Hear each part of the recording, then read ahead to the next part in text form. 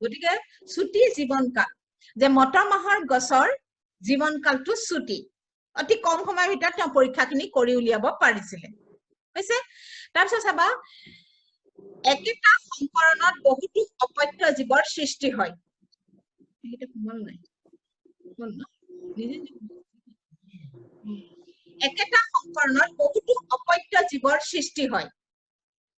মানে এবাৰ যদি তুমি ক্ৰস কৰা এবাৰ যদি সংকৰণ ঘটোৱা এজোপা উখ গছৰ লগত যদি ধৰা এজোপা চাপৰ গছৰ লগত সংকৰণ ঘটাই তুমি যদি নতুন পুলি সৃষ্টি হোৱা তাতে কি হয় এই একেজোপা গছৰ পৰা বহুতো অপত্য বহুতো সৰু সৰু সৰু সৰু অসংখ্য গছৰ পুলি সৃষ্টি হয় বহুতো গুটি সৃষ্টি হয় আসলতে অপত্য জীৱৰ সৃষ্টি হয় আৰু দ্বিতীয়তে কি যে চতুৰ্থতে ফুলবোৰ উভয়লিংগী মানে একেপা ফুলতে পুংকেশৰো আছে একেপা ফুলতে স্ত্ৰীকেশৰো আছে ফুলবোৰ উভয়লিংগী ভূমিকাত আছে ফোনটো তাৰ মাইক্ৰোফোনটো অফ কৰি থৈছে একো নাই না মানে ফুলবোৰ উভয়লিংগী হৈছে ফুলবোৰ উভয়লিংগী মানে একেপা ফুলতে তোমাৰ স্ত্ৰীলিংগ মানে স্ত্ৰীকেশৰো আছে আৰু একেপা ফুলতে পুংকেশৰো থাকে উভয়লিংগী তাৰপিছত চাবা স্বপৰাগন বা স্বনিষেচন সম্ভৱ তাৰ মানে একেজোপা গছতে কি হয় যে তোমাৰ পুংকেশৰো আছে একেটা গছতে তোমাৰ স্ত্ৰীকেশৰো আছে একেপা গছতে একেপা ফুলতে পুংকেশৰো আছে একেপা ফুলতে স্ত্ৰীকেশৰো আছে গতিকে একেপা ফুলৰে গৈ পেলাই পুংকেশৰবিলাক গৈ স্ত্ৰীকেশৰত পৰিবলৈ সহজ গতিকে স্বপৰাগন বা স্বনিষেচন সম্ভৱ মানে নিজৰ পৰাগন পৰাগৰেণু গৈ স্ত্ৰীকেশৰৰ গৰ্ভমুণ্ডত পৰা কাৰ্যটো কোৱা হৈছে পৰাগন আৰু গৰ্ভদণ্ডই দি সোমাই গৈ ডিম্বকৰ ভিতৰত তোমালোকে জানা ফুলৰ গৰ্ভাশয়ৰ ভিতৰত যেতিয়া লগ লাগিব ডিম্বকৰ সৈতে সেইটো হৈছে নিষেচন গতিকে একেপা ফুলৰে পৰাগৰেণু গৈ একেপা ফুলৰে ডিম্বকৰ লগত লগা কাৰ্যটো সহজ যে একেপা ফুলতে যেটো দুইটাই আছে তাতে পুংকেশৰো আছে স্ত্ৰীকেশৰো আছে গতিকে কি হয় বিশুদ্ধতা ৰক্ষা কৰিবলৈ সহজ জিনৰ যেটো জিনৰ পৰীক্ষা অন্য গছৰ পৰা অহা পৰাগৰেণু পৰিলে তুমি গম পোৱা নাযায় যে সেই গছজোপা বিশুদ্ধ হয় নে নহয় বা সেই গছজোপাৰে জিন হয় নে নহয় নে অন্য গছৰ পৰা অহা জিন গতিকে চাবা অৰ্থাৎ বিশুদ্ধতা ৰক্ষা কৰিবলৈ সহজ গতিকে মেণ্ডেলে পৰীক্ষা কৰিবলৈ মটৰ মাহৰ গছ বাছি লৈছিলে তাৰ প্ৰথম কথাটো হৈছে ইয়াক খেতি কৰিবলৈ সহজ কম সময়ৰ ভিতৰত খেতি সম্পন্ন হয় বিপৰীত লক্ষণবিলাক স্পষ্ট তাৰপিছত আৰু এবাৰ সংকৰণ ঘটালে এবাৰ ক্ৰস কৰিলে কি হ'ব যে অসংখ্য অপত্য জীৱৰ সৃষ্টি হয় তাতে অসংখ্য গুটি সৃষ্টি হয় ফুলবোৰ উভয়লিংগী তাত পুংকেশৰো আছে তাত স্ত্ৰীকেশৰো আছে হৈছে গতিকে ইহঁতৰ বিশুদ্ধতা ৰক্ষা কৰিবলৈ সহজ নিজৰ মাজতেই তাহাঁতি পৰাগৰেণু গৈ স্ত্ৰীকেশৰৰ গৰ্ভমুণ্ডত পৰিলে পৰাগন আৰু গৰ্ভদণ্ডই দি সোমাই আহি ভিতৰত গৰ্ভাশয়ৰ ভিতৰত লগ লগাটো কোৱা হৈছে নিষেচন গতিকে স্বপৰাগন বা স্বনিষেচন সম্ভৱ অৰ্থাৎ বিশুদ্ধতা ৰক্ষা কৰিবলৈ সহজ বেলেগ গছৰ পৰা অহা পৰাগৰেণু নহয় তাৰপিছত চাবা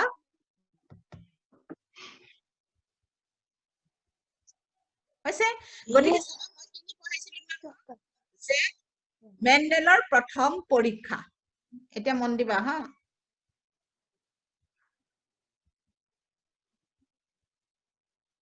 মেণ্ডেলৰ প্ৰথম পৰীক্ষা হৈছে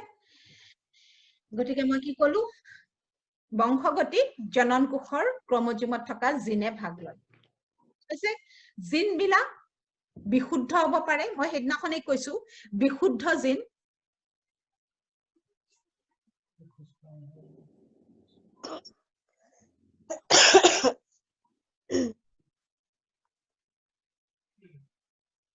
বিশুদ্ধ জিন দেখিছা কেপিটেল টি বিশুদ্ধ জিন মই হেদিনাখনে বুজাইছো তোমালোকক মই কাৰণে আজি পঢ়ি আহিব কৈছিলো তোমালোকক বিশুদ্ধ জিন একে জিন উখ হল এটো বিশুদ্ধ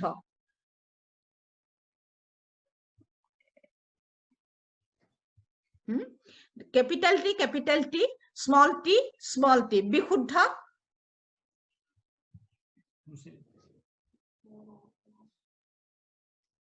গতিকে চাবা যে মেণ্ডেলে কি কৰিছিলে প্ৰথম পৰীক্ষাটোৰ বাবে তেওঁ এজোপা বিশুদ্ধ জিন মই উখ জিনটো লৈছো বিশুদ্ধ উখ মই পৰীক্ষাটো দেখাবৰ কাৰণে উখ গছ লৈছিলো মেন্ডেলে তোমাৰ উখ নহয় তুমি বিশুদ্ধ ঘূৰণীয়া গুটি গছও ল'ব পাৰা যে আৰ আৰ তাৰ মানে মই তোমালোকক সেইদিনাখনেই কৈছিলো যে ক্ৰমজোমত জিনবিলাক জোৰাপাতি থাকে ক্ৰমজোমত জিনবিলাক জোৰাপাতি থাকে ক্ৰমজোমত জিনবিলাক জোৰাপাতি থাকে there is a capital T এডাল ক্ৰমজোমত দুডাল ক্ৰমেটিড থাকে আৰু ক্ৰমজোমত কি হয় জিনবোৰ জোৰাপাতি থাকে মই চাবা যে ইয়াত মই এটা লক্ষণ লৈছো মেন্ডেলে প্ৰথম পৰীক্ষাটো এটা লক্ষণ লৈছিলে হয় উখ আৰু নহয় সাপৰ তাৰপিছত নহয় ঘূৰণীয়া গুটি খুটৰা পৰা গুটি চাবা কথাটো যে মেন্ডেলে প্ৰথম পৰীক্ষাটো এটা লক্ষণ চাইছিলে গাবেই গছজোপাত কি লক্ষণ আছে সেইটো চোৱা নাছিলে তাৰ ফুল কেনেকুৱা তাৰ পাত কেনেকুৱা তাৰ গুটি কেনেকুৱা সেইবোৰ চোৱা নাছিলে ধৰা মেন্ডেলে এজোপা বিশুদ্ধ উখ গছ লৈছিলে বিশুদ্ধ উখ মানে তাৰ জোৰ পাতি থকা জিন দুইটাই কেপিটেল টি আৰু এজোপা বিশুদ্ধ সাপৰ গছ লৈছিলে তাৰ মানে তাৰ জোৰাপাতি থকা দুইটা জিনে সাপৰ জিন স্মল টি হৈছে গতিকে চাবা মেন্ডেলে প্ৰথম পৰীক্ষাটোৰ বাবে দুজোপা বিপৰীত লিংগৰ গছ বাছি লৈছিলে এজোপা হৈছে তোমাৰ মেল আৰু এজোপা হৈছে ফিমেল গছ হৈছে এতিয়া চাবা এই যে বিশুদ্ধ উখ তাৰমানে তাত মনত ৰাখিবা বিশুদ্ধ উখ মানে সেই গছজোপাৰ জিনত থকা ক্ৰমজোমত থকা জোৰ পাতি থকা জিন দুটা একে ধৰণৰ হল বিশুদ্ধ সাপৰ তাৰ মানে তাৰ জোৰ পাতি থকা জিন দুটা দুইটা জিনেই সাপৰ হৈছে আৰু মই সেইদিনাখন তোমালোকক মই কৈছিলো যে জনন কোষৰ পৰা যেতিয়া এটা নতুন জীৱ সৃষ্টি হয় এটা জীৱৰ পৰা যেতিয়া এটা নতুন জীৱ সৃষ্টি হয় তেতিয়া ক্ৰমজোমৰ সংখ্যা মিয়োসিস বিভাজন বা শাখাত্মক বিভাজনত আধা হৈ যায় মই আগৰ ক্লাছত পঢ়াইছিলো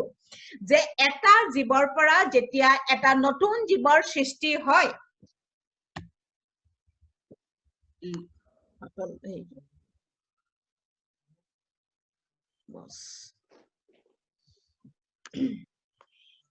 এটা নতুন জীৱৰ যেতিয়া সৃষ্টি হয় ধৰা টি হল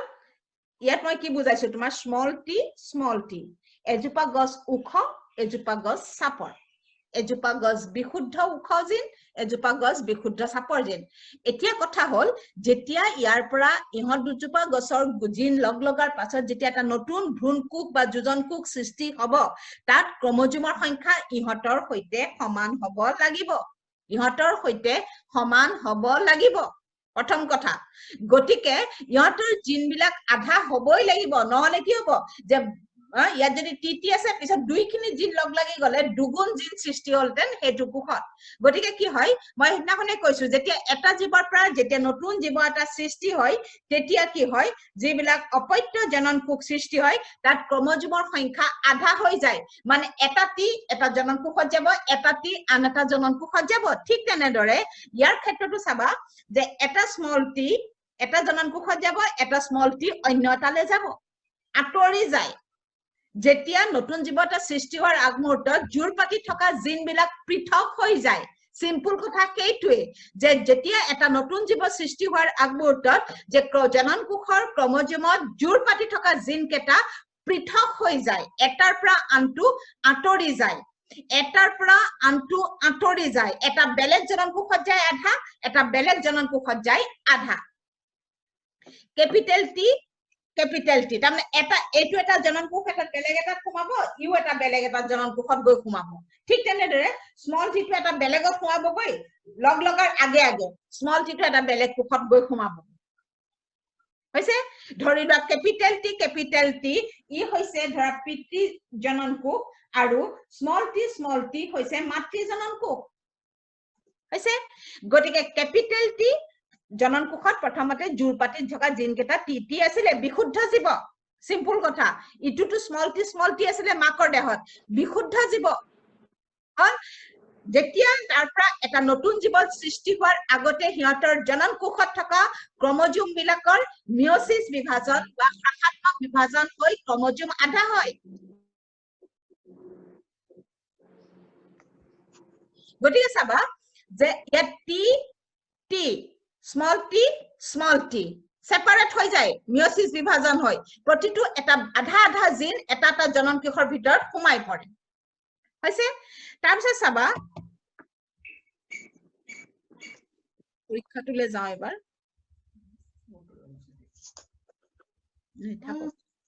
এতিয়া চাবা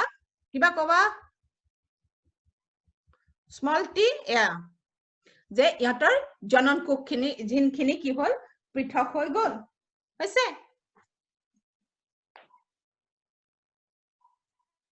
হল এতিয়া চোৱা সেইকাৰণে মই এইফালে তোমালোকক লিখিছো যে জনন কোষ এটো জনন কোষ হল যে পিতৃ বিশুদ্ধ উখ ক্যাপিটাল টি বিশুদ্ধ চাপৰ স্মল টি মাতৃ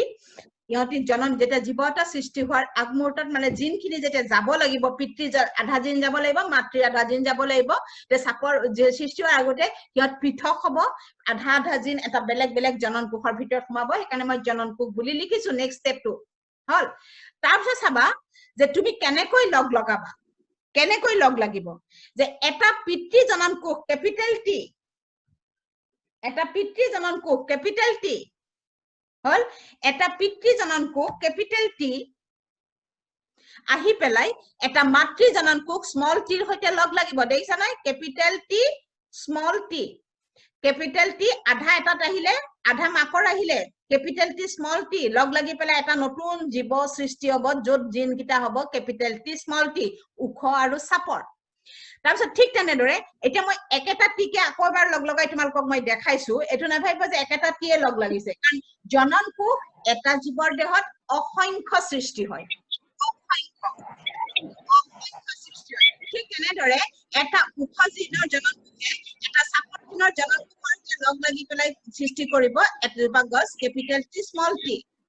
ঠিক তেনেদৰে এটা capital T small T capital তোমালোকে কি কৰিবা যে দুটা জিনে আমি দেখাইছো গতিকে কি কৰিবা প্ৰতিটোকে ইয়াৰ লগত এটা হল ইয়াৰ সৈতে এবাৰ প্ৰতিটোকে দুবাৰ তোমালোকে লগ লগাবা প্ৰতিটোকে দুবাৰ তোমালোকে লগ লগাবা মই দেখাই আছো ৰবা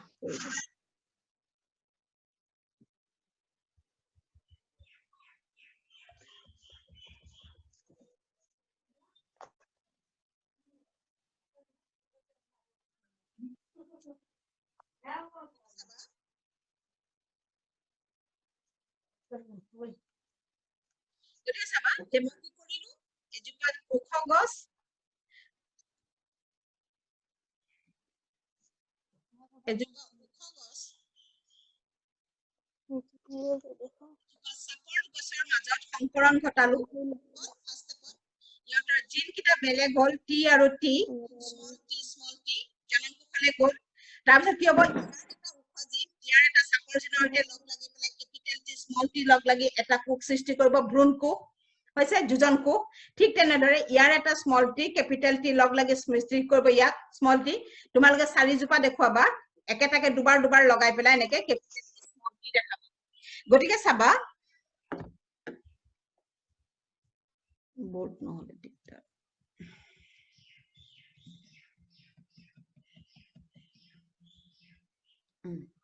গতিকে প্ৰথম যেতিয়া জীৱখিনি সৃষ্টি হ'ব মেণ্ডেলৰ প্ৰথম পৰীক্ষাটোত কি হৈছিলে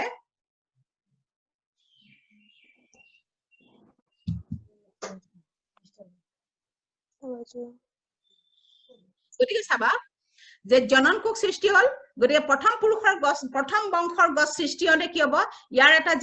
এটা জিন লগ লাগিব ইয়াৰ পিতৃ এটা উখ জিনে এটা মাতৃ চাপৰ জিনৰ লগত লগ লাগিব পিতৃ এটা উখ জিনে এটা মাতৃ চাপৰ জিনৰ লগত লগ লাগিব পিতৃ এটা উখ জিনে এটা মাতৃ চাপৰ জিনৰ লগ লাগি প্ৰথম বংশৰ গছখিনি সৃষ্টি হ'ব প্ৰথম পুৰুষৰ গছখিনি প্ৰথম বংশৰ গছখিনি F1 ফ্যামিলি পাঁচ বংশটো সৃষ্টি হ'ব এতিয়া চাবা এই যে গছজোপা এই যে ভ্রূণ কোষটো বা যোজন কোষ বা যিজোপা গছ সৃষ্টি হ'ব ক্যাপিটাল টি স্মল টি লগ লাগি আছে মই ক্যাপিটাল টি টু প্ৰভাৱী হিচাপে লৈছো গতিকে এই গছজোপা দেখা যাব যে গছজোপা উখ হ'ব কাৰণ টি টু হৈছে প্ৰভাৱী জিন যেটো প্ৰভাৱী জিন সেই জিনটোৰ লক্ষণ গছজোপাই দেখাব গতে গছজোপা উখ হ'ব আৰু চাপৰ জিনটো প্ৰভাৱী জিনৰ বাবে হি লুকাই থাকি যাব চাপৰ জিনটো প্ৰভাৱী জিনৰ বাবে হি লুকাই থাকি যাব পৰাহত জিন প্ৰভাৱী জিন পৰাশত জিন হল ঠিক তেনেদৰে সেইকাৰণে আমি ইয়াক বিশুদ্ধ আমি নকম সেইদিনাখনে মই কৈছিলো তোমালোকক ইয়াক আমি কম সংকৰিত উখ এই গছজোপা হব সংকৰিত উখ গছ উখ জিনটো আছে কাৰণে সি উখ হল কিন্তু সাপৰ জিনটো আছে গতিকে সি বিশুদ্ধ নহয় সি সংকৰিত জীৱ তাৰ পৰাশত জিনটো তাৰ আছে হল তাৰপিছত তাৰ পিছৰখিনি গছ তেওঁ চাই পাই দেখিলে যে মেন্ডেলে প্ৰথম বংশত যিখিনি গছ সৃষ্টি হল মটৰ মাহৰ গছ তেওঁ দেখিলে যে গোটেই গছবিলাক ওখ হল কিন্তু তেওঁতো এজোপা সাপৰ গছো লগ লগাইছিলে জিনৰ গছো লগ লগাইছিলে কিন্তু প্ৰথম বংশত তেওঁ এটা জীৱও নাপালে যে সাপৰ জীৱ এটা নাপালে সাপৰ জিনৰ গছ তেওঁ নাপালে প্ৰথম বংশত তেওঁ সাপৰ জিন মানে পৰাশত জিনৰ জীৱন নেপালে তেতিয়া মেন্ডেলে ভাবিলে যে মইতো সাপৰ জিনটো লগাইছিলো বিপৰীত জিন আছিলে এজোপা বিশুদ্ধ উখত মই উখ জিন আছিলে এজোপা বিশুদ্ধ সাপৰ গছ লৈছিলো তাত সাপৰ জিন আছিলে কিন্তু প্ৰথম বংশত যিখিনি নতুন গছ সৃষ্টি হল সেই গছখিনিত সাপৰ জিনটো নুলালে তেতিয়া তেওঁ ভাবিলে যে সাপৰ জিনটো প্ৰথম বংশত নুলালে প্ৰভাৱী জিনৰ গছ সব উখ গছ কিন্তু সব সংকৰিত গছ কোনো বিশুদ্ধ জিনৰ গছ নাছিলে পৰাশত জিনটো প্ৰতিজোপা গছতে আছিলে কিন্তু পৰাশত জিনটোৰ লক্ষণ দেখুৱাব নোৱাৰিলে প্ৰভাৱী জিনৰ বাবে তেতিয়া মেন্ডেলে ভাবিলে যে এই প্ৰথম বংশত প্ৰকাশ নাপালে দ্বিতীয় বংশত পৰাশত জিনে কেতিয়াবা প্ৰকাশ পাব নে সেই বংশ সি সদায়ে লুকাই থাকি যাব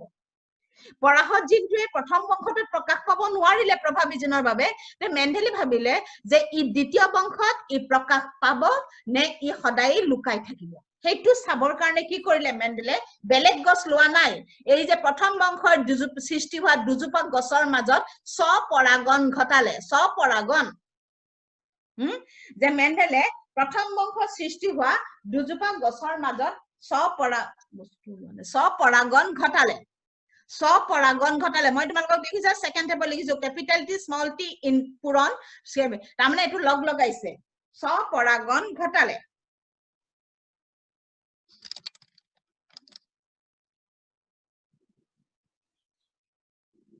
স্বপৰাগন ঘটালে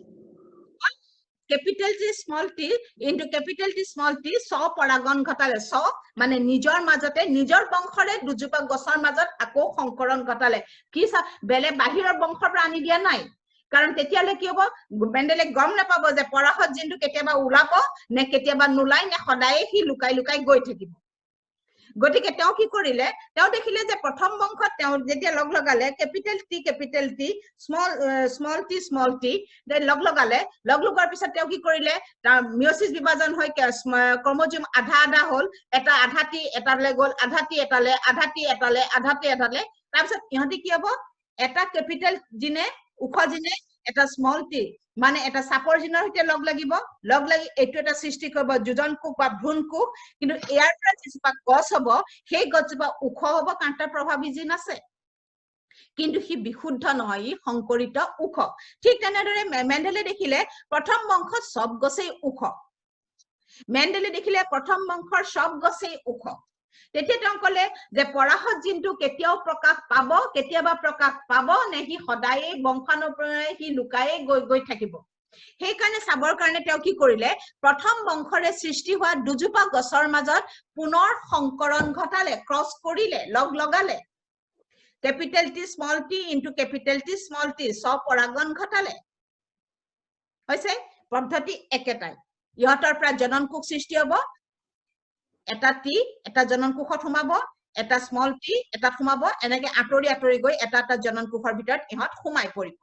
আধা যেন capital T এটা জনন কোষলৈ যাব স্মল টি এটা জনন কোষলৈ capital T স্মল এটা কোষলৈ স্মল টি এজোপা এটা কোষলৈ যাব হৈছে গল এটো হল গতিকে তোমালোকে দেখিলা যে ইয়াত আধা হৈ গৈ আছে ইহতি আধা হৈ জনন কোষ সৃষ্টি হৈছে পদ্ধতি একেটাই খালি লিখাৰ কথাটো আহিব যে তোমালোকে চাবা এবাৰ তুমি লগ লগোৱা এবাৰ তুমি লগ পাতি গৈছিলে গতিকে চাবা যে প্ৰথম বংশৰ গোটেইখিনি গছ সংকৰিত তাৰপিছত কি কৰিলে চাবৰ কাৰণে গছৰ স্বপৰাগন ঘটালে হল স্বপৰাগন ঘটালত ইয়াৰ জিন বিলাক আধা হৈ গল পদ্ধতি একেটাই গতিকে জনন কোষত জিন আধা হৈ গল হোৱাৰ পাছত কি হ'ব যে ইয়াৰ ক্যাপিটেল টি ইয়াৰ পিতৃ মাতৃ গছৰ এটা টিৰ লগত আকৌ ইয়াৰ টি পাৰ্টৰ লগ লগাবা এটো ভুল নকৰিবা ক্যাপিটেল টি স্মল টি লগ লগালা লগাই যিখিনি দ্বিতীয় পুৰুষৰ গছ সৃষ্টি হ'ব এতিয়া চাবা ইয়াকো দিগদাৰ কৰিছিল নহয় দ্বিতীয় পুৰুষৰ গছ সৃষ্টি হ'ব গতিকে চাবা যে দ্বিতীয় পুৰুষত যিখিনি গছ সৃষ্টি হ'ল ক্যাপিটেল টি ই বিশুদ্ধ উখ গছ ক্যাপিটেল টি স্মল টি সংকৰিত উখ গছ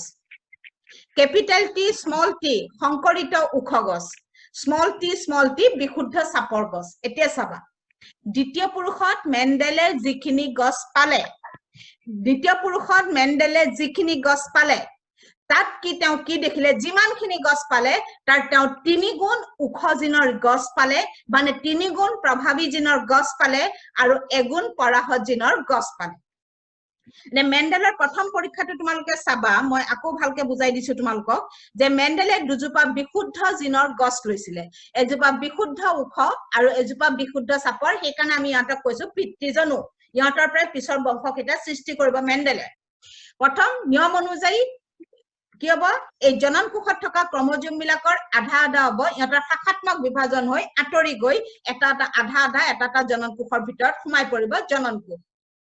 হৈছে তাৰপিছত কি হ'ব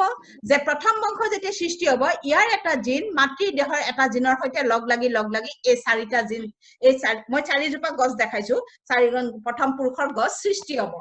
হৈছে তাৰ প্ৰথম পুৰুষত কি কৰিলে তেওঁ দেখিলে যে সব প্ৰভাৱী জিনৰ গছ সৃষ্টি হ'ল সব উখ গছ সৃষ্টি হ'ল সব প্ৰভাৱী জিনৰ গছ সৃষ্টি হ'ল সব উখ গছ সৃষ্টি হ'ল তেতিয়া তেওঁ দেখলে যে প্ৰভাৱী জিন থকাৰ কাৰণে পৰাহত জিনটো প্ৰকাশ নাপালে জীৱটোৰ দেহত গতিকে সব সংকৰিত উখ গছ সৃষ্টি হ'ল প্ৰথম পুৰুষত তেতিয়া তেওঁ কি কৰিলে চাব বিচাৰিলে যে তেওঁ দ্বিতীয় পুৰুষত বা তাৰ পিছৰ বংশত পৰাহত জিনটো প্ৰকাশ পাব মা কিবা কেতিয়াবা চাপৰ গছ সৃষ্টি হ'ব নে নহয় গতিকে প্ৰথম বংশত সৃষ্টি হোৱা দুজোপা গছৰ মাজত তেওঁ পুনৰ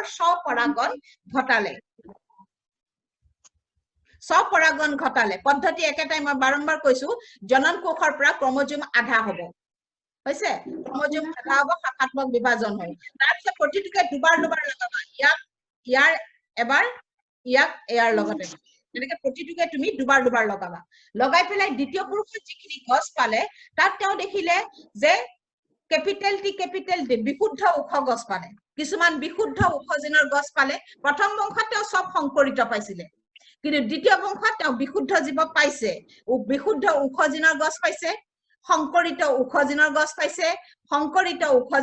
পাইছে T capital T small T সংকৰিত উখ ক্যাপিটেল টি স্মল টি সংকৰিত উখ স্মল টি বিশুদ্ধ চাপৰ বিশুদ্ধ চাপৰ হৈছে গতিকে চাবা মেণ্ডেলে দেখিলে দ্বিতীয় পুৰুষত পৰাহত জিনটো ওলালে কিন্তু এটা অনুপাতত ওলালে কি যে তেওঁ দেখিলে যে যিমানখিনি নতুন গছ দ্বিতীয় পুৰুষৰ সৃষ্টি হ'ল তাৰ 3 গুণ হৈছে প্ৰভাৱী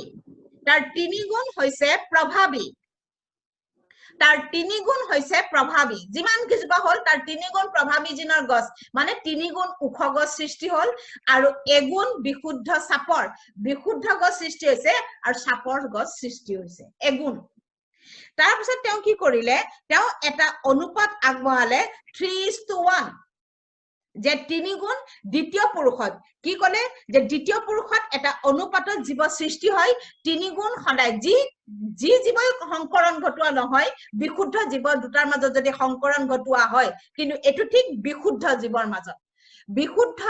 দুটা জীৱৰ মাজত যদি সংকৰণ ঘটোৱা হয় ক্ৰস কৰা হয় তেতিয়া প্ৰথম পুৰুষত সব প্ৰভাৱী জিনৰ জীৱ সৃষ্টি হ'ব কিন্তু সব জীৱই সংকৰণ মনীষা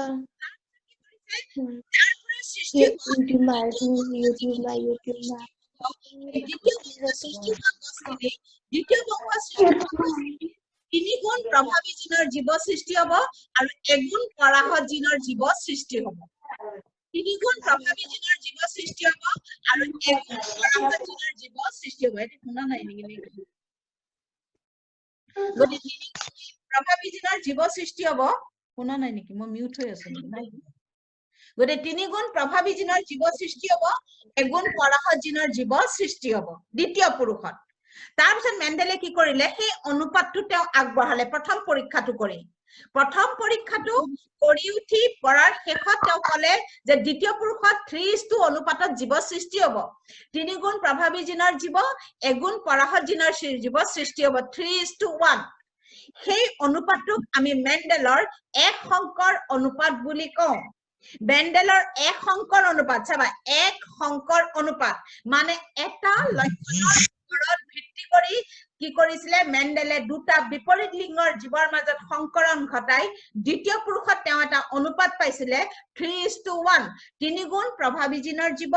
এগুণ পৰাহত জিনৰ জীৱ তেওঁ পাইছিলে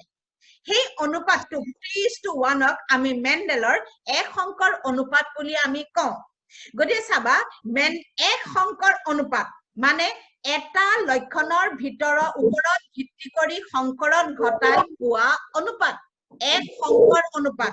ইয়াৰ পিছতে তোমালোকৰ হ'ব দ্বিসংকৰ অনুপাত দুটা লক্ষণৰ ওপৰত এটো পিছৰ কথা কিন্তু প্ৰথম কথাটো হৈছে কি তেওঁ প্ৰথম পৰীক্ষাটো এটা লক্ষণ চাইছে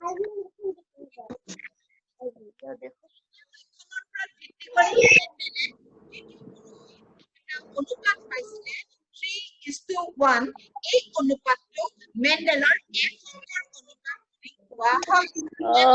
এটা লক্ষণৰ ওপৰত ভিত্তি কৰি কৰা সংকৰণ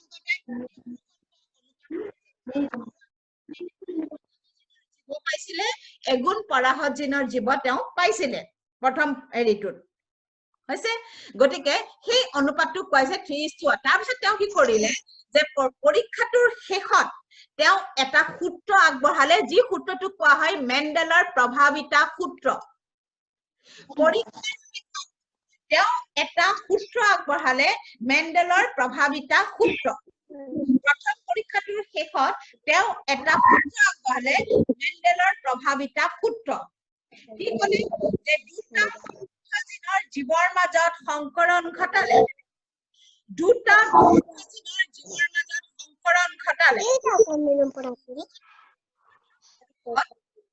সকলো জীৱ প্ৰভাৱী জিনৰ জীৱ প্ৰভাৱী জিনৰ জীৱ সৃষ্টি হয় মেণ্ডেলৰ প্ৰভাৱিতা দুটা বিশুদ্ধ জিনৰ জীৱৰ মাজত সংকৰণ সৃষ্টি হোৱা জীৱবিলাক প্ৰভাৱী জিনৰ জীৱ হয় হৈছে প্ৰভাৱী জিনৰ জীৱ হয় আৰু পৰাহত জিনটো প্ৰভাৱী জিনৰ কাৰণ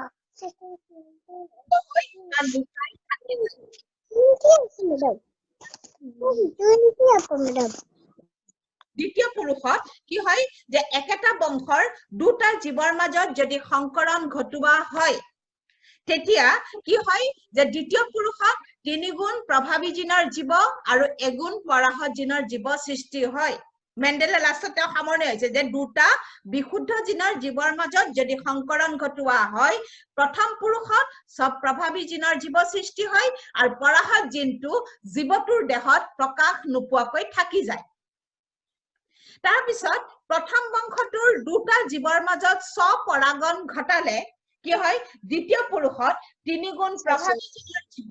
আৰু এগুণ পৰাহত জিনৰ জীৱ সৃষ্টি হয় তিনিগুণ প্ৰভাৱী জিনৰ জীৱ আৰু এগুণ পৰাহত জিনৰ জীৱ সৃষ্টি হয় অৰ্থাৎ তেওঁ ক'লে যে এটা জীৱৰ দেহত যদি দুটা বিপৰীত লক্ষণযুক্ত দুটা জীৱৰ মাজত সংকৰণ ঘটালে প্ৰভাৱী জিনৰ বাবে পৰাহত জিনৰ লক্ষণ জীৱটোৰ দেহত প্ৰকাশ নোপোৱাকৈ থাকি যায় প্ৰভাৱিতা সূত্ৰ দুটা বিপৰীত লক্ষণযুক্ত বিশুদ্ধ জীৱৰ মাজত সংকৰণ ঘটালে ধৰা এই ওখ চাপৰ দুটা বিপৰীত লক্ষণযুক্ত বিশুদ্ধ জিনৰ জীৱৰ মাজত সংকৰণ ঘটালে প্ৰভাৱী জিনৰ বাবে পৰাহত জিনৰ লক্ষণ জীৱটোৰ দেহত বাহ্যিকভাৱে প্ৰকাশ নোপোৱাকৈ থাকি যায় এই সূত্ৰটো মেণ্ডেলৰ প্ৰভাৱিতা সূত্ৰ বোলে এই সূত্ৰটোক মেণ্ডেলৰ প্ৰভাৱিতা সূত্ৰ বোলে যে দুটা বিশুদ্ধ বিপৰীত জীৱৰ মাজত সংকৰণ ঘটালে প্ৰভাৱী জিনৰ বাবে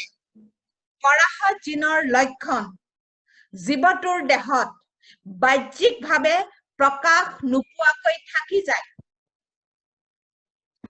এই সূত্ৰটো মেণ্ডেলৰ প্ৰভাৱিতা সূত্ৰ বোলে ল অফ ডমিনেন্স প্ৰভাৱিতা সূত্ৰ বোলে প্ৰভাৱী জিনৰ বাবে পৰাহত জিনৰ লক্ষণ বাহ্যিকভাৱে প্ৰকাশ নোপোৱাকৈ থাকি যায় আছে জিনটো প্ৰকাশ নাপালে প্ৰকাশ নোপোৱাকৈ থাকি যায় এই সূত্ৰটোক মেণ্ডেলৰ প্ৰভাৱিতা সূত্ৰ বুলি কোৱা হয় গতিকে চাবা মেণ্ডেলে গ্ৰেগৰ জোহান্স মেণ্ডেল এজন জাৰ্মান সাইন্টিষ্ট হয় তেওঁ কি কৰিছিলে তেওঁ মটৰ মাহৰ গছৰ ওপৰত পৰীক্ষা কৰিছিলে কাৰণ মটৰ মাহৰ গছৰ খেতি কৰিবলৈ সহজ তাৰ বিপৰীত কোনকালে তাৰ জীৱনকাল শেষ হয় এটা সিজনৰ ভিতৰতে গোটেই কামখিনি সম্পন্ন হয় তাৰ লাইফ চক্ৰটো শেষ হয় গতিকে তাৰ বিপৰীত খেতি কৰিবলৈ আৰু গছবিলাক দুটা পুংকেশৰ আছে স্ত্ৰীকেশৰ গতিকে ইহঁতৰ বিশুদ্ধতা ৰক্ষা কৰিবলৈ সহজ কিন্তু প্ৰথম পৰীক্ষাটো যেতিয়া তেওঁ কৰিছিলে তেওঁ এটা লক্ষণ চাইছিলে কাৰণ এটা জীৱৰ দেহত অসংখ্য লক্ষণ চাইছিলে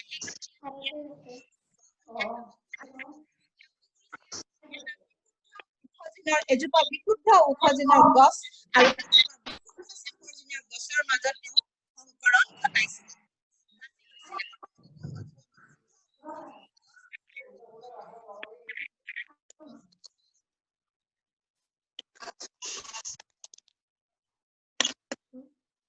মনসা লাইট অফ কৰি দিলে লাইট অন কৰি দিলে বাছি লৈছিলে হৈছে তেওঁ তাৰ বাছি লৈছিলে বিশুদ্ধ চাপৰ বিশুদ্ধ উখ পিতৃজনু এই গছ বাছি লৈছিলে পিতৃজনু বুলি আমি সেই কাৰণে কৈছো কাৰণ তাহাঁতৰ পৰা পিছৰ বংশ সৃষ্টি কৰিব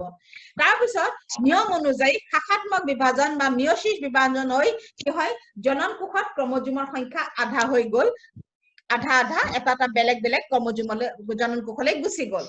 তাৰপিছত যেতিয়া তোমালোকে লগ লগাবা প্ৰথম বংশৰ গছ সৃষ্টি কৰিবা প্ৰতিটো পিতৃদেহৰ এটা জিন মাতৃদেহৰ এটা জিনৰ সৈতে লগ লাগিব আকৌ একেটা জিনকে তুমি মাতৃদেহৰ ইটো জিনৰ সৈতে লগ লগাবা প্ৰতিটোতে দুবাৰ দুবাৰ লগ লগাবা capital T small T capital T small T হৈছে হৈ পেলাই তেওঁ কি কৰিলে প্ৰথম বংশৰ গছবিলাক সৃষ্টি হল প্ৰথম বংশৰ গছ সৃষ্টি হল প্ৰথম বংশত যিখিনি জীৱ পালে সব প্ৰভাৱী জিনৰ জীৱ পালে কিন্তু সব সংকৰিত জীৱ কোনো বিশুদ্ধ জীৱ প্ৰথম বংশত নাই মানে সবতে প্ৰভাৱী পৰাহত দুইটা জিন আহিছে প্ৰভাৱী পৰাহত দুইটা জিন সবতে আহিছে আহিলত কি কৰিলে তেতিয়া মেণ্ডেলে কি কৰিলে সেই বংশটোৰে দুজোপা গছৰ মাজত আকৌ সংকৰণ ঘটালে দুজোপা গছৰ মাজত তেওঁ আকৌ সংকৰণ ঘটালে capital T small T capital গতে স্বপৰাগন ঘটালে এবাৰ মই পিতৃজনু লিখা নাই কাৰণ একেটাই বংশই আহি আছে গতে স্বপৰাগন ঘটালে একেটা স্বপৰাগন তেওঁ ঘটালে হৈছে তাৰপিছত কি হল হে একেটা পদ্ধতি মিয়োসিস বিভাজন হয় জনন কোষৰ ক্ৰমোজোম আধা আধা হ'ব কেপিটেল টি স্মল টি জনন কোষ সৃষ্টি হল তাৰপিছত কি হল চাবা তাৰপিছত কি হ'ব লগ লগাবা একে ধৰণে লগ লগাবা এটা এটা জিনক দুবাৰ দুবাৰ ইটোৰ দুবাৰ দুবাৰ লগ লগাবা কেপিটেল টি স্মল টি হল কেপিটেল টি মানে বিশুদ্ধ জিনটো আগত লিখিবা কেপিটেল টি স্মল টি আৰু স্মল টি দ্বিতীয় বংশৰ গছ বিলাক সৃষ্টি হল দ্বিতীয় বংশৰ গছখিনি সৃষ্টি হল এইবাৰ মেণ্ডেলে দেখিলে যে সাপৰ গছ সৃষ্টি হৈছে দ্বিতীয় বংশত সাপৰ গছ সৃষ্টি হৈছে এবাৰ মেণ্ডেলে দেখিলে কিন্তু তেওঁ কি লিখিলে যে তাত কি কৰিলে তেওঁ দেখিলে যে যিমানখিনি গছ সৃষ্টি হল তাৰ 3 গুণ প্ৰভাৱী গছ মানে 3 গুণ ওখ গছ সৃষ্টি হল আৰু 1 গুণ পৰাহত জিনৰ গছ সৃষ্টি হল 3 গুণ প্ৰভাৱী জিনৰ গছ আৰু 1 গুণ পৰাহত জিনৰ গছ সৃষ্টি হল 3 গুণ প্ৰভাৱী 1 গুণ পৰাহত যিমান গছ সৃষ্টি হলে এই অনুপাতত গছবোৰ সৃষ্টি হল তিনি গুণ ওখ গছ এগুণ চাপৰ গছ সৃষ্টি হল তেতিয়া মেণ্ডেলে কি কৰিলে তেওঁ এটা অনুপাত আগবঢ়ালে তেওঁ কেইবাবাৰো পৰীক্ষা বিভিন্ন লক্ষণৰ ওপৰত পৰীক্ষা কৰি তেওঁ দেখিলে যে প্ৰতিবাৰে দ্বিতীয় বংশত তিনি গুণ প্ৰভাৱী জিনৰ গছ আৰু এগুণ পৰাহত জিনৰ গছ সৃষ্টি হল তেতিয়া মেণ্ডেলে কি কৰিলে এটা অনুপাত আগবঢ়ালে 3:1 3:1 তিনি গুণ প্ৰভাৱী জিন দ্বিতীয় পুৰুষত তিনি গুণ প্ৰভাৱী জিনৰ গছ এগুণ পৰাহত জিনৰ গছ সৃষ্টি হয় আৰু এই অনুপাতটো 3:1 এই অনুপাতটো মেণ্ডেলৰ এক সংকৰ অনুপাত বুলি কোৱা হয় তোমালোকৰ প্ৰশ্ন আহে কেনেকৈ যে তোমাৰ এজোপা বিশুদ্ধ ওখ এজোপা বিশুদ্ধ চাপৰ গছৰ মাজত সংকৰণ ঘটাই মেণ্ডেলৰ এক সংকৰ অনুপাতটো নিৰ্ণয় কৰা তোমালোকক এক সংকৰ অনুপাত to লিখিবলটো আহে এক নম্বৰ কাৰণে এক সংকৰ অনুপাতটো লিখা 3:1 এটা লক্ষণৰ ওপৰত ভিত্তি কৰি দ্বিতীয় পুৰুষত মেণ্ডেলে নিৰ্ণয় কৰা অনুপাতটো হৈছে 3:1 তিনি গুণ প্ৰভাৱী জিনৰ গছ এগুণ পৰাহত জিনৰ গছ সৃষ্টি হয় তিনি গুণ প্ৰভাৱী জিন এগুণ পৰাহত জিনৰ গছ সৃষ্টি হয় আৰু এই অনুপাতটো কোৱা হৈছে 3:1 গতিকে তোমালোকক লক্ষণ কিটা দিবও পাৰে বা তোমালোকক ক'ব যে এজোপা বিশুদ্ধ জীৱৰ এজোপা বিশুদ্ধ ওখ এজোপা বিশুদ্ধ চাপৰ গছৰ মাজত সংকৰণ ঘটাই দ্বিতীয় পুৰুষত মেণ্ডেলৰ এক সংকৰ অনুপাত নিৰ্ণয় কৰা বা এক মেণ্ডেলৰ প্ৰথম পৰীক্ষাটো বা এক সংকৰ অনুপাতটো নিৰ্ণয় কৰি বা এক সংকৰ অনুপাতটো নিৰ্ণয়ৰ পৰা ভিত্তি কৰি তুমি ব্যাখ্যা কৰা গতিকে চাবা যে তুমি 3:1 দ্বিতীয় পুৰুষত তেওঁ কোৱা অনুপাতটো হৈছে 3:1 তিনি গুণ প্ৰভাৱী জিনৰ গছ এগুণ পৰাহত জিনৰ গছ এই অনুপাতটো কোৱা হৈছে এক সংকৰ অনুপাত পৰীক্ষাটোৰ শেষত তেওঁ এটা সূত্ৰ আগবঢ়ালে মেণ্ডেলৰ প্ৰভাৱিতা সূত্ৰ বা মেণ্ডেলৰ প্ৰথম সূত্ৰ তেওঁ তিনিটা সূত্ৰ আগবঢ়াইছিলে বুলি কৈছিলো এটো প্ৰথম সূত্ৰ যে মেণ্ডেলৰ প্ৰভাৱিতা সূত্ৰ বা মেণ্ডেলৰ প্ৰথম সূত্ৰ যে এজোপা দুটা বিশুদ্ধ জীৱৰ বিপৰীত লিংগৰ জীৱৰ মাজত যদি সংকৰণ ঘটোৱা হয় তেতিয়া দ্বিতীয় পুৰুষত তেতিয়া প্ৰভাৱী জিনৰ বাবে পৰাহত জিনৰ লক্ষণ জীৱটোৰ দেহত বাহ্যিকভাৱে প্ৰকাশ নোপোৱাকৈ থাকি যায় এই সূত্ৰটো কোৱা হৈছে মেণ্ডেলৰ এই সূত্ৰটো কি বুলি কোৱা হয় মেণ্ডেলৰ প্ৰভাৱিতা সূত্ৰ বা ল অফ ডমিনেন্স প্ৰভাৱী জিন থাকিলে পৰাহত জিন প্ৰকাশ পাব নোৱাৰে গতিকে এটো হৈছে মেণ্ডেলৰ প্ৰভাৱিতা সূত্ৰ মেণ্ডেলৰ প্ৰথম পৰীক্ষা মেণ্ডেলৰ এক সংকৰ অনুপাত নিৰ্ণয় পৰীক্ষা প্ৰশ্নত কি হৈছে এটোৰ ওপৰত কথা গতিকে সিধা সিধি দিলেটো ঠিকই আছে এজোপা বিশুদ্ধ ওখ মনত ৰাখিবা জিন কিটা T small T capital T small T capital T small T দি নিদিব পাৰে তে তোমাকক যদি কয় মেণ্ডেলৰ প্ৰথম পৰীক্ষাটো ব্যাখ্যা কৰা তেতিয়া তুমি দুটা জীৱন নিজেই লব লাগিব এজোপা বিশুদ্ধ ওখ জিন সদায় জোৰা পাতি থাকে কেপিটাল টি স্মল টি এজোপা বিশুদ্ধ চাপৰ স্মল টি যদি তুমি চাপৰটো বিশুদ্ধ কৰিব খুজিছা প্ৰভাৱী কৰিব খুজিছা তেতিয়া সেইটো তুমি কেপিটাল টি টু চাপৰ বুলি লোৱা ইটো তোমাৰ প্ৰশ্ন কেতিয়াবা ধৰিও দিয়ে চাপৰ প্ৰভাৱী ওখ পৰাহত গতিকে তেতিয়া তুমি স্মল টি টু তুমি ওখ বুলি ল'ব লাগিব প্ৰভাৱীটো সদায় কেপিটাল লেটাৰৰ দ্বাৰা লিখিবা হৈছে গতিকে তাৰপিছত তুমি কি কৰিবা যেটো প্ৰকৃতি যেটো মানে বংশগতিৰ নিয়ম যে কি হ'ব শাখাত্মক বিভাজন ঘটিব ক্ৰমজোমৰ সংখ্যা আধা হ'ব যে আধা জিন এটা জননকোষত যাব আধা জিন এটা জননকোষত যাব দুইটা জীৱৰ ক্ষেত্ৰত একে হ'ব তাৰপিছত এটা পিতৃদেহৰ জননকোষ এটা মাতৃদেহৰ জননকোষ এটা পিতৃদেহৰ জননকোষ এটা মাতৃদেহৰ জননকোষ যেটো আমি জিন চাৰিটাই লৈছো গতিকে তুমি কি কৰিবা যে প্ৰতিটো জিনক দুবাৰ কৈ ইটোৰ লগত হিটো এটা জিনক দুবাৰ ইটোৰ দুটা জিনৰ লগত এটা জিনক ইটোৰ দুটা জিনৰ লগত তাৰ মানে দুইটাকে তুমি দুবাৰ লগ লগাই প্ৰথম বংশ যেতিয়া সৃষ্টি হ'ব সব সংকৰিত জীৱ সৃষ্টি হ'ব প্ৰভাৱী পৰাহত জিন থাকিব তেতিয়া তুমি কবা যে প্ৰথম বংশত প্ৰভাৱী জিনৰ জীৱ তাত পৰাহত জিনটো প্ৰভাৱী জিনৰ বাবে প্ৰকাশ নোপোৱাকৈ থাকি গল তাৰপিছত কি কৰিলে মেণ্ডেলে কি কৰিলে প্ৰথম বংশৰে দুটা গছৰ মাজত পুনৰ সংকৰণ ঘটালে পদ্ধতি একেটাই জননকোষ সৃষ্টি হ'ব ইটো দুবাৰ লগ লগাবা লগ লগাই তেওঁ দেখুৱালে যে কি হল 3 গুণ বিশুদ্ধ জিন সৰি প্ৰভাৱী জিনৰ জীৱ আৰু এগুণ পৰাহত জিনৰ জীৱ সৃষ্টি হল মানে 3 গুণ উখ গছ এগুণ পৰাহত উখ জিন সৃষ্টি হল পৰাহত জিনৰ গছ সৃষ্টি হল 3:1 এই অনুপাতটো তেওঁ আগবঢ়ালে প্ৰথম পৰীক্ষাটোৰ হিত আৰু এই অনুপাতটোক 3:1 এই অনুপাতটোক কোৱা হয় মেণ্ডেলৰ এক সংকৰ অনুপাত এটা লক্ষণৰ ওপৰত ভিত্তি কৰি সংকৰণ ঘটাই তেওঁ দ্বিতীয় পুৰুষত এটা অনুপাত পাইছিলে 3:1 এই অনুপাতটোক কোৱা হৈছে মেণ্ডেলৰ এক সংকৰ অনুপাত তেওঁ এটা সূত্ৰ আগবঢ়ালে প্ৰভাৱিতা সূত্ৰ ল অফ ডমিনেন্স কি যে প্ৰভাৱী এটা দুটা বিশুদ্ধ জিনৰ বিপৰীত লিংগৰ জীৱৰ মাজত যদি সংকৰণ ঘটোৱা হয় তেতিয়া প্ৰভাৱী জিনৰ বাবে পৰাহত জিনৰ লক্ষণ জীৱটোৰ দেহত বাহ্যিকভাৱে প্ৰকাশ নোপোৱাকৈ থাকি যায় এই সূত্ৰটোক কোৱা হয় প্ৰভাৱিতা সূত্ৰ ল অফ ডমিনেন্স বুলি কোৱা হয় এই সূত্ৰ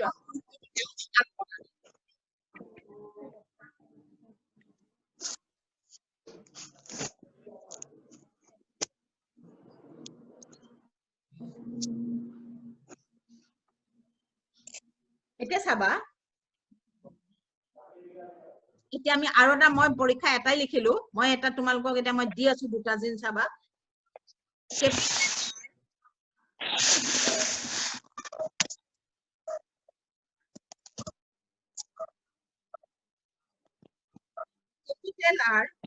capital R ঘূৰণীয়া গুটি বিশুদ্ধ ঘূৰণীয়া গুটিৰ গছ কিন্তু small r তাৰে লিখিলে বেয়া হয় small r বিশুদ্ধ খুতুৰা পৰা গুটিৰ গছ মেণ্ডেলে একেটাই পৰীক্ষা আগৰটো উখ চাপৰ আছিলে এটো বিশুদ্ধ ঘূৰণীয়া গুটি চোৱা r মানে ৰাউন্ড r ক্যাপিটাল r মানে ৰাউন্ড দুইটা জিন বিশুদ্ধ ঘূৰণীয়া হৈছে বিশুদ্ধ ঘূৰণীয়া গুটিৰ গছ এটো প্ৰভাৱী স্মল r খুতুৰা পৰা গুটি খুতুৰা বেকাবেকি পৰা মটৰ মাহৰ গুটি খুতুৰা পৰা গুটিৰ মাজত সংকৰণ ঘটাই দ্বিতীয় পুৰুষত কি হ'ব পদ্ধতি একেটাই ইয়াৰ পৰা কি হ'ব যে এই আতৰিব r কি এনেকৈ আতৰিব স্মল r তাৰপিছত লগাবা প্ৰতিটোকে দুবাৰ প্ৰথম পুৰুষত তুমি ক্যাপিটাল r স্মল r পাবা সব ঘূৰণীয়া গুটিৰ গছ পাবা প্ৰথম পুৰুষত তাৰপিছত কি কৰিবা হেইৰে ক্যাপিটাল r স্মল r মাজত তুমি দুজোপা গছৰ মাজত সংকৰণ ঘটাবা স্বপৰাগন ঘটাবা ঘটাই পেলাই তুমি দ্বিতীয় পুৰুষত পাবা 3 গুণ ঘূৰণীয়া গুটিৰ গছ আৰু এগুণ মানে খুতুৰা পৰা গুটিৰ গছ পাবা 3:1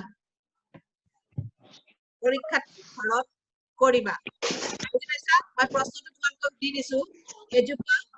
ঘূৰণীয়া গুটিৰ গছ এজোপা বিশুদ্ধ ঘূৰণীয়া গুটিৰ গছ আৰু এজোপা বিশুদ্ধ খুতুৰা পৰা গুটিৰ গছৰ মাজত সংকৰণ ঘটাই দ্বিতীয় পুৰুষ মেণ্ডেলৰ নিৰ্ণয় কৰা প্ৰশ্নটো মই তোমাক দি দিছো এজোপা বিশুদ্ধ ঘূৰণীয়া গুটিৰ গছ জিনকিটা লিখি লব পাৰা বিশুদ্ধ ঘূৰণীয়া গুটি যদি তুমি প্ৰভাৱী তোমাকে মাতছো আৱাজ দিলে ভালকৈ নহৈছে আৱাজ নাহে নেটৱৰ্ক প্ৰবলেম গছ স্মল r এজোপা বিশুদ্ধ ঘূৰণীয়া গুটিৰ গছ ক্যাপিটাল R প্ৰশ্নটো লিখি লবা এজোপা বিশুদ্ধ ঘূৰণীয়া গুটিৰ গছ জিন দুটাই লাগিব স্মল r মাজত সংকৰণ ঘটাই দ্বিতীয় পুৰুষত মেণ্ডেলৰ এক সংকৰ অনুপাতটো নিৰ্ণয় কৰা মেণ্ডেলৰ এক সংকৰ অনুপাতটো নিৰ্ণয় কৰা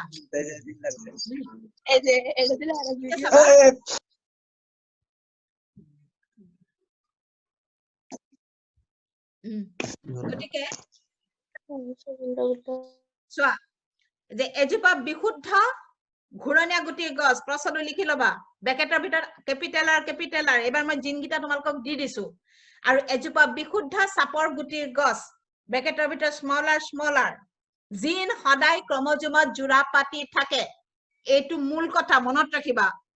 আৰু মনত ৰাখিবা দ্বিতীয়টো কথা কি মনত ৰাখিবা যে যেতিয়া বংশগতি আৰম্ভ হয় তেতিয়া জনন কোষত শাখাত্মক বা মিয়োসিস বিভাজন হয় ক্ৰমজোমৰ সংখ্যা আধা হয়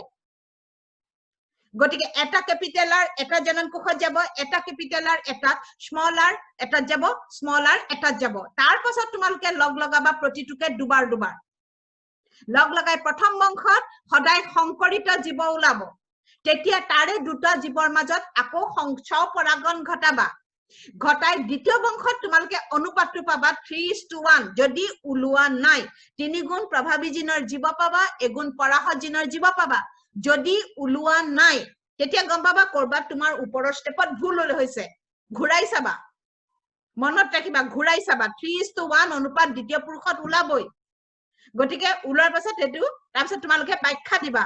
যে প্ৰথম বংশত সকলো জীৱ প্ৰভাৱী জিন থকাৰ বাবে পৰাহত জিনটো লুকাই থাকিলে সেইবাবে মেন্ডেলে প্ৰথম বংশৰে দুজোপা গছৰ মাজত স্বপৰাগন ঘটাই দ্বিতীয় পুৰুষত তেওঁ পৰাহত জিনৰ জীৱ পালে কিন্তু কি অনুপাতত পালে 3 গুণ প্ৰভাৱী জিনৰ জীৱ এগুণ পৰাহত জিনৰ জীৱ পালে যেতিয়া তোমাৰ উত্তৰটো উলাব উলোৱাৰ পাছত একেখন পেজত লিখিবা সদায় প্ৰশ্নটো আধা পেজৰ পৰা আৰম্ভ নকৰিবা মেন্ডেলৰ পৰীক্ষা একেখন পেজত শেষ কৰিবা তাক কাৰণ দ্বিতীয় পেজলৈ গলে তোমাৰ প্ৰশ্নটো লিংকুৰ হ'ব গুটেখিনি ভুল হ'ব গতিকে আৰম্ভণিৰ পৰা তুমি একেখন পেজতে লিখিবা লিখাৰ পাছত তলত তুমি ব্যাখ্যা দিবা কিয় হল কোনটো স্টেপত কি ঘটিছিলে ঘটি পেলাই দ্বিতীয় বংশত তেওঁ এটা অনুপাত পালে 3:1 3 গুণ প্ৰভাৱী জিনৰ জীৱ এগুণ পৰাহত জিনৰ জীৱ আৰু এই অনুপাতটো 3:1 এই অনুপাতটো মেন্ডেলৰ একসংকৰ অনুপাত বুলি কোৱা হয় এটা পৰীক্ষা এটো দিলো আৰু এটা পৰীক্ষা লোৱা যে এটা কলা নিগনি বিবি আৰু এটা বগা নিগনি স্মল বি এটা কলা নিগনি আৰু এটা বগা নিগনিৰ মাজত সংকৰণ ঘটাই দ্বিতীয় পুৰুষত মেন্ডেলৰ একসংকৰ অনুপাতটো নিৰ্ণয় কৰা এটা কলা নিগনি ক্যাপিটেল বি এটা বগা নিগনি স্মল বি মই বগাটো পৰাহত হিচাপে লৈছো তোমালোকে উল্টাই লব পাৰা মই কৈ দিয়া নাই কোনটো প্ৰভাৱী কোনটো পৰাহত এটা কলা নিগনি আৰু এটা বগা নিগনিৰ মাজত সংকৰণ ঘটাই মেন্ডেলৰ প্ৰথম মানে দ্বিতীয় পুৰুষত মেন্ডেলৰ একসংকৰ অনুপাতটো নিৰ্ণয় কৰা আৰু প্ৰভাৱিতা সূত্ৰটো লিখা বুজি পাইছা কথাটো প্ৰভাৱিতা সূত্ৰটো লিখা গ্ৰেগৰ জোহান্স মেন্ডেল এটো কথাটো কত যে তেওঁ মটৰ মাহৰ গছ কিয় বাছি লৈছিলে খেতিৰ বাবে এটা পৰীক্ষাৰ বাবে জেনেটিক্সৰ পৰীক্ষাৰ বাবে তেওঁ মটৰ মাহৰ গছ কিয় বাছি লৈছিলে তাৰপিছত হেডনাখনৰ প্ৰশ্নবিলাক সৰু সৰু প্ৰশ্নবিলাক প্ৰভাৱী জিন কাক বোলে পৰাহত জিন কাক বোলে ক্ৰমজোম কাক বোলে জিন কাক বোলে ডিএনএ কি হৈছে তাৰপিছত তোমাৰ দিলদাৰ হুসেনে ৰেজড হ্যান্ড কত আছে দিলদাৰ হেল্ল মিউট হৈ আছে দিলদাৰ কত আছে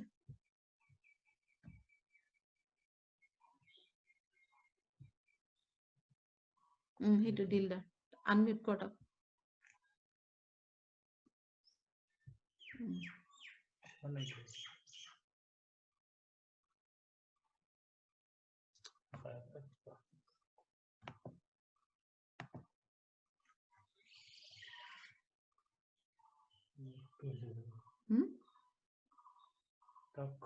দিলদাৰ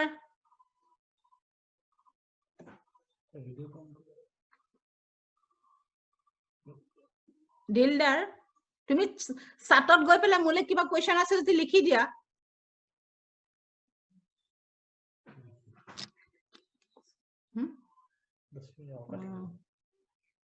মই হেখেই কৰিম দিলদাৰ আচ্ছা এটো প্ৰশ্ন লিখি লবা দিলদাৰ মাত অহা নাই এটো প্ৰশ্ন লিখি লবা এটোটা কৰি লবা কৰি পেলাই গুটেইখিনি প্ৰশ্ন মই আকৌ ৰেকৰ্ড আছে না ৰেকৰ্ডিংটো মই দি দিম হা ৰেকৰ্ডিংটো চাই আকৌ গুটেইখিনি প্ৰশ্ন লিখি লবা হা বংশগতি চেপ্টাৰটো বুজিব লগা চেপ্টাৰ সেইকাৰণে মই বংশগতি আৰম্ভ কৰিছো যেটো বাকিখিনিটো নিজেও কৰি লব পাৰি গতিকে যে বংশগতি চেপ্টাৰটো একেলগে বংশগতিখিনি লিখি লবা ক্ৰমোজোম কি জনন কোষ কি বৈহিক কোষ কি তাৰপিছত কিয় হয় একে জীৱৰ পৰা একে জীৱ কিয় সৃষ্টি হয় যোজন কোষ কাক বোলে তাৰপিছত তোমাৰ আহিলে হেডা মই পঢ়োৱা যোজন কোষ কৈছিলো তাৰপিছত তোমাৰ আহিব কি যে সমৰূপী জিন বিষমৰূপী জিন তাৰপিছত আহিব তোমাৰ মেন্ডেল গ্ৰেগৰ জোহান্স মেন্ডেল আৰু ওপৰত তেওঁ এজন জাৰ্মান আছিলে তেওঁ এজন সাইন্টিষ্ট আছিলে তেওঁ জেনেটিক্সৰ ফাদাৰ মডাৰ্ন জেনেটিক্সৰ তেওঁ ফাদাৰ তেওঁ জেনেটিক্সৰ ওপৰত এই সূত্ৰবোৰ আগবঢ়াইছিলে প্ৰভাৱী জিন পৰাহত জিন কেনেকৈ বংশানুক্ৰমে গতি কৰে ভাল জিন বেয়া জিন যিটো জিনে প্ৰভাৱী হিচাপে হ'ব হেতুৱে জীৱটোৰ দেহত বাহ্যিকভাৱে প্ৰকাশ পাব ইটো জিন লুকায়ো থাকি যায় কিছুমানৰ ভাল জিন বিলাক প্ৰকাশ পায় কেতিয়াবা বেয়া জিন থাকিলে বেয়া জিনো কিছুমানৰ প্ৰকাশ পায় প্ৰভাৱী হিচাপে এটো গতে কিন্তু বংশানুক্ৰমে গৈ থাকোতে কোনোবা এটা সময়ত সেই জিনটোৱে প্ৰকাশ পাব হেতুকে মেন্ডেলে পৰীক্ষা কৰিছিলে যে প্ৰথমতে তেওঁ এটা লক্ষণৰ ওপৰত ভিত্তি কৰি পৰীক্ষা কৰিছিলে কৰি তেওঁ দ্বিতীয় পুৰুষত কি হ'ল যে দ্বিতীয় পুৰুষত তেওঁ 3:1 এটা অনুপাত পাইছিলে সেই অনুপাতটোকে এক সংকৰ অনুপাত বোলে প্ৰথম পৰীক্ষাটোৰ ওপৰত মই জোৰ দি একানি কৈছো এটো যথেষ্টভাৱে আহে দ্বিতীয় পৰীক্ষাটোতো দুটা লক্ষণৰ ওপৰত কৰিছিলে তাৰ আগতে তোমালকে এটো আৰু এটা কথা ঠিক মই 3টা মান ক্লাস যোৱাৰ পাছত মই এটা পৰীক্ষা পাতিম তোমালকে হেফালৰ পৰা মোক পৰীক্ষাটো দিব লাগিব পৰীক্ষা পাতিম মই কোৱেশ্চন পেপাৰ দি দিম তোমালকে অনলাইন লগে লগে পৰীক্ষাটো মোক দিব লাগিব গটিকে নিজৰ নাম লিখি পেলে তোমালকে হেমতে মোক অনলাইনত পৰীক্ষাটো উত্তৰ তোমালকে দিব লাগিব এক নম্বৰ কোৱেশ্চন টিক মাৰ্ক মাৰা জিয়ে মাৰা কিন্তু পৰীক্ষাটো মোক তোমালকে দিব লাগিব অলপ দিন দুটা তিনটা ক্লাস যোৱাৰ পিছত মই এটা পৰীক্ষা পাতিম বংশগতিৰ ওপৰত হৈছে হা ই দিলৰে হাত উঠাই আছে মিটটো হোৱা নাই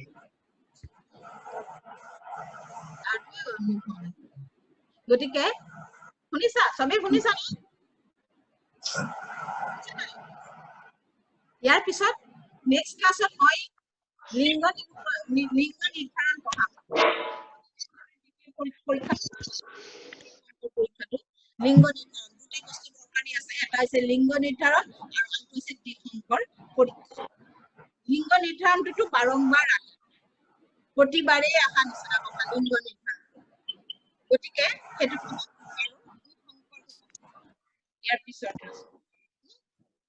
হৈছে প্ৰশ্ন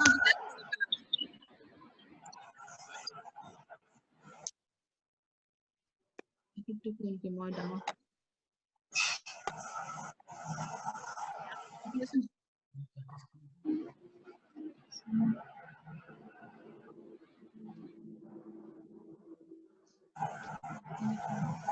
বহুত দিলে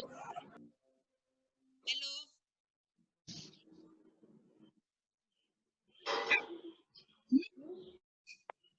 পাওনেখিনি কৰিছা নে নাই কৰা দিলদাৰ নাপালোৱে নহয় সি ৰেজেন কৰিয়ে থাকিলে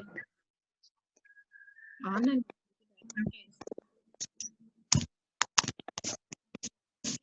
তোমালোকৰ ৰচুলবি ক্লাছবোৰ কিয় কৰা নাই হা ৰচুলবিলাকে ক্লাছবোৰ কিয় কৰা নাই কথা ক্লাছবোৰ কৰিব দিবা মুখামুখিকে বুজোৱা আৰু পিছত ভিডিওটো পঢ়ি চোৱাটোৰ মাজত ডিফাৰেন্স থাকে না ৰে ক্লাছবোৰ কৰিবলৈ দিবা কাৰণ মই পিছত ক্লাছত মই এইখিনি নপঢ়াম যেতিয়া ক্লাছ হ'বগে স্কুল হয়গে যদি তেতিয়া নপঢ়ালে মই এইখিনি নপঢ়াম গতিকে তাতে পঢ়িব দিবা আৰু পৰীক্ষা পাতিম সৰু সৰু কোৱেশ্চন এক নম্বৰৰ ঠিক মৰা দিলে হ'ব কিন্তু মই পাতিম পৰীক্ষাটা অনলাইন মই পাতিম তোমালোকে এফালৰ পৰা উত্তৰ দিবা লিখা গতিকে বাকি হৈছে ভূমিকা মমতা ma'am. Sanchita Ma'am. Oh, hello, ma'am. Oh.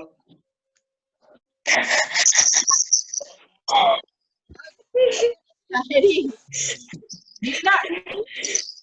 Oh, ma'am.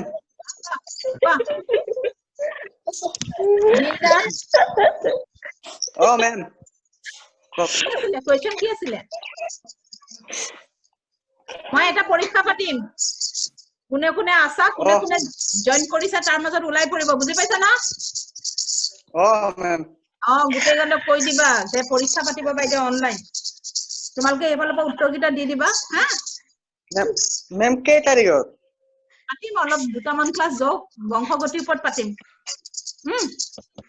ইয়াৰ পিছত মই পিছৰ ক্লাছত মই লিংগ নিৰূপণ শিকাম আৰু লেনদেনৰ দ্বিতীয় দ্বি সংকৰ অনুপাতৰ পৰীক্ষাটো শিকাম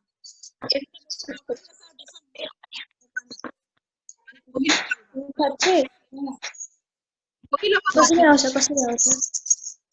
लास्टमा फोटो आउँछ पर्दैन के गर्नु पर्दैन आएन बा बेसी नपढ